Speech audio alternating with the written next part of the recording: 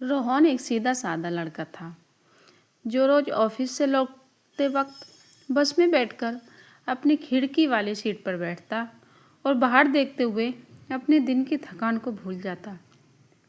एक दिन बस में उसकी बगल वाली सीट पर एक लड़की आकर बैठी। उसका नाम सिया था। लंबे बाल, नीली सलवार और कान में झुमके। कुछ तो खास था उसमें। रोहन की नज़र बार बार उसकी तरफ खिंच रही थी, लेकिन वो नज़रें चुराकर बाहर देखने लगता। सिया ने मुस्कुराकर पूछा, आप रोज़ इसी बस में होते हो? रोहन थोड़ा झेपते हुए बोला, हाँ, और आप भी।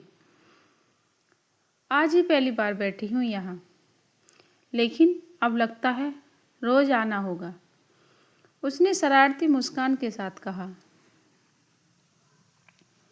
इसके बाद रोज़ दोनों की मुलाकात होने लगी। बातचीत चाय पर जाने लगी, फिर फिल्मों तक पहुंची।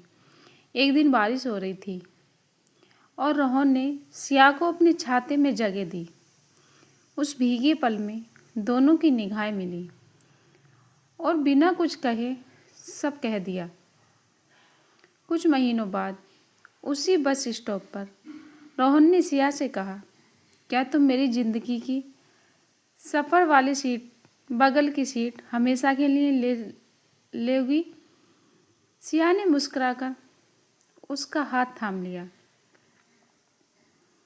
रोहन और सिया अब रोज़ एक दूसरे के साथ ज़्यादा वक्त बिताने लगे थे। ऑफिस के बाद कभी चाय की दुकान, कभी पार्क की बेंच, तो कभी मेट्रो स्टेशन की सीढ़ियाँ। उनकी दुनिया छोटी लेकिन बेहद खूबसूरत थी।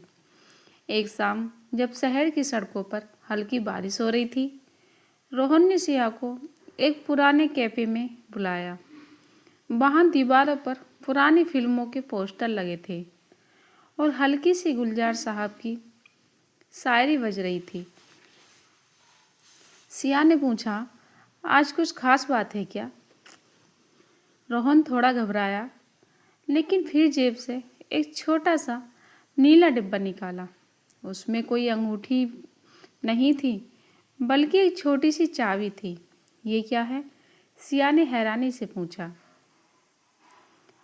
ये मेरे दिल की चाबी नहीं है, रोहन मुस्कुराया। ये हमारे नए घर की चाबी है, अगर तुम हाँ कहो तो।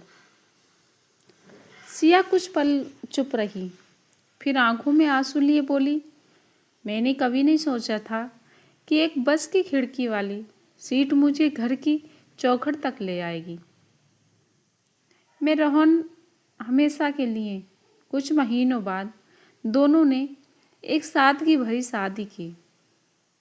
शादी के बाद भी हर रोज़ शाम की चाय साथ पीना और एक दूसरे को देखकर मुस्कुराना और फिर याद करना वो पहली मुलाकात।